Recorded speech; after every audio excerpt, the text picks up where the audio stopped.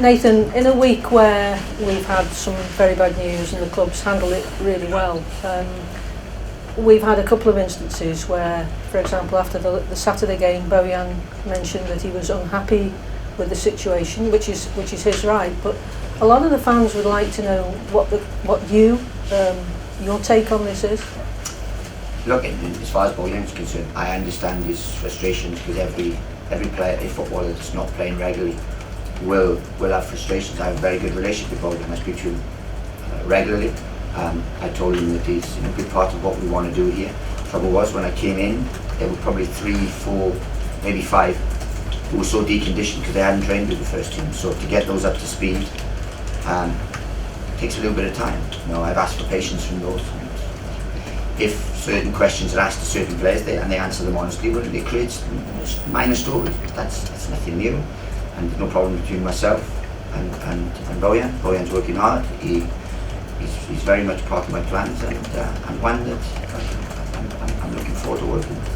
Thank you for clearing that up. I don't suppose you can say much about the Saido Berahino incident because it's ongoing? Yeah, look, apart from the incident, it is ongoing. I think so. I think there's obviously certain things which have to take place, one internally, one externally. So we'll await the outcome of it. And finally, before we get on to tomorrow's game, another story has surfaced about a terrible situation in the dressing room. How do you find the dressing room? Look, I think I really would like to focus on the work that we do, the positivity and so on. I mean, there's obviously have been certain issues, not major ones, minor ones around certain parts of the first team. Hence, they're not getting the results that they probably deserve, or the squad you'd think deserve. But there's no fundamental problems there. What I urge people is to say, look, unless there's real substance to certain things, let's not be vocal about these things, because all it does is detract from the work that I'm trying to do. It just adds not problems, but just takes away the energy that myself and my staff and the players need to put in getting results, and puts into a different avenue, which doesn't help us or the football club. I think the quote has been sort of putting out fires, something I've really just found that out because I'm not a social media lover. Every manager to a certain extent, and I had that at my old club, and certain managers have to put out a relative fire in terms of minor issues around 20 to 27 testosterone filled professional footballers with egos. That happens all throughout. But that's a normal managing job. Now, they're slightly more vocal now because they obviously position the clubs in and the results and what's gone on in the past. Those days are gone. Anything that's happened in the past has happened in the past. Now we're totally focused on getting results for Stoke and to finishing in as high a position as we can. So, thank you for your honesty. On to tomorrow then, another week of training, a point when we hoped to get 3 last weekend. How have they reacted in training this week? Very well, it's been a positive week in terms of lots of things. And to be honest with you, we think the last 3 games we probably should have had 7 points, and we've only got 2. We lapsed concentration against a very good West Brom side, and it cost us. And that was 1 lapse of concentration in 90 minutes, but that's the championship. And then, without being disrespectful to them, there's 2 games we should have won there. We should have seen the game out against Ipswich, and we had enough chances to win the game against Wigan, and a very little threat. So it's a disappointing week in terms of points haul, but lots of positives to take. Now we have to make sure we've got 2 home games and we have to maximise the potential in those. It is a big game for all sorts of reasons tomorrow, but Aston Villa themselves have not done as well as they wanted, so it's a massive game for both clubs. But have you thought about changing anything up front to try and break the fact we aren't scoring too many goals? Look, we think about those things all the time, and it's a balance about, we were scoring goals but losing games, and now we're doing a bit of thing we are. We don't often not score or not get real clear-cut opportunities to score, and it's just a little bit of confidence, a little bit of technique, decision making, and we'll see a change in fortune, change in results, change in confidence levels, and so on. But they're working hard. They're a good group like that. We lack certain things in the change room, which we know, which I think has been evident over probably a season and a half. But if I'm honest, they're a good group. They want to work hard. They need guidance at times, but that's what the manager's here for. And And if we're talking about fires and putting fires out, well, that's the little thing we have to do. We have to make sure that we give them confidence, we keep them on the straight and narrow, and with minor things. And that's what a manager job does, is guidance. And basically that's what I get paid for. And tomorrow there's obviously a lot of tributes going to be paid to Gordon Banks, who sadly died. How does that affect your preparation? Does it affect it with what happens pre-match, or does everything just tick along as normal for yourselves? No, look, I mean, to be fair, it's sad really that certain events have overshadowed what should be, yeah, it's a sad passing, but it's a celebration of a wonderful career and a wonderful human being, and a real sort of son, if you like, of Stoke, you know, in terms of lots of ways, metaphorically. So it's sad that certain events have taken over that, but the club have been excellent, you know.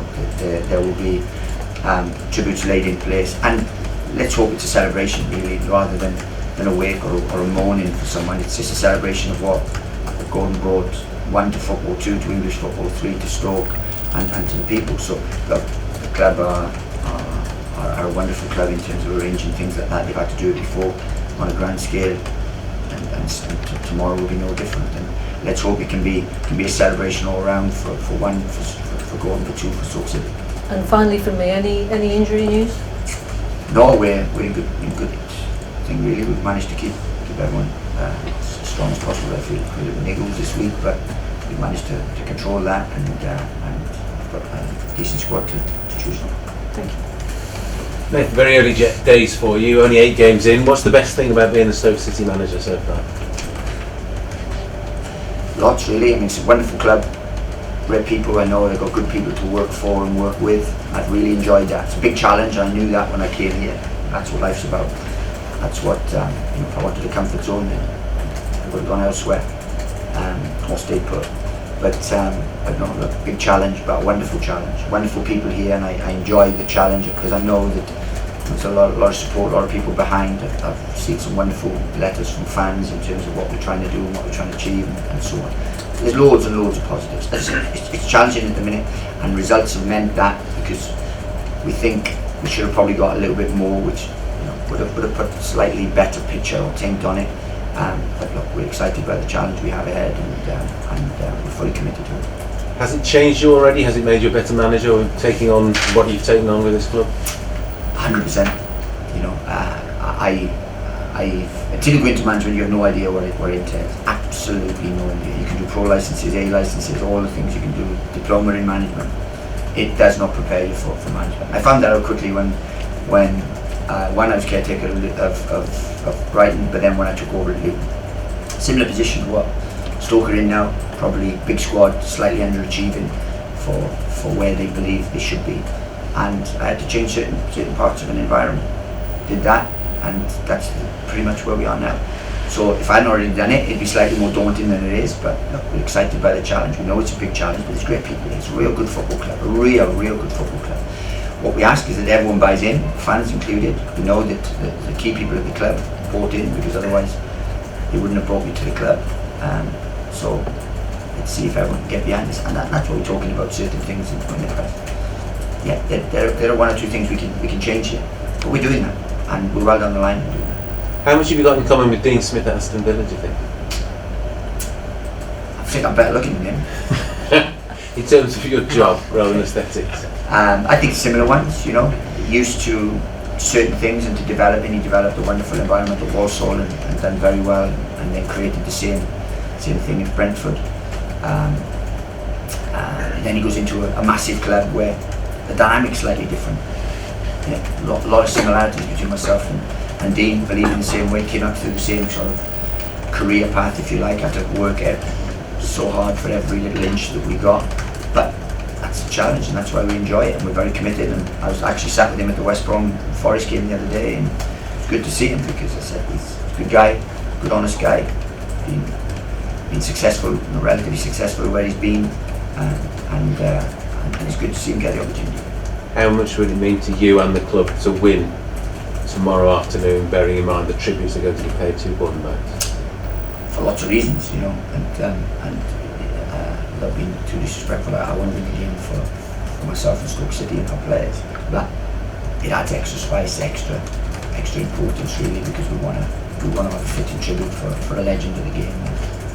I can't use any more superlatives for Gordon, because they've been used, and they've been used by far better people than me. So look, we're excited about the game, but a championship game against Aston Villa at home in the relative sunshine, what a wonderful occasion, and that's what we have to look forward to, because it's two wonderful clubs, great history, and two big clubs going head to head. So it should be an interesting afternoon. One final question from me. You've touched on Saido Berahino already. There have been reports this week that the club are looking at possibly constructive dismissal, cancelling his contract. Just wondered if you've got anything to add on those reports. Look, I wouldn't add anything to those. There's a procedure in place for things like this, which I'm fully behind, because as I've reiterated, we want good human beings here. We want good, not just good footballers and talented individuals. We want good people to represent Stoke City and the people of Stoke and so on. If anyone breaches those disciplines, then look, we will do everything we can to make sure that the punishment fits whatever has happened. But there's lots ongoing at the minute, so we can't comment too much. But as I said, we're trying to create an environment here that's disciplined, that's constructive for people, producing good human beings, but also excellence in terms of elite performance. So by doing that, the discipline is paramount, and we won't compromise. Nathan, thank you.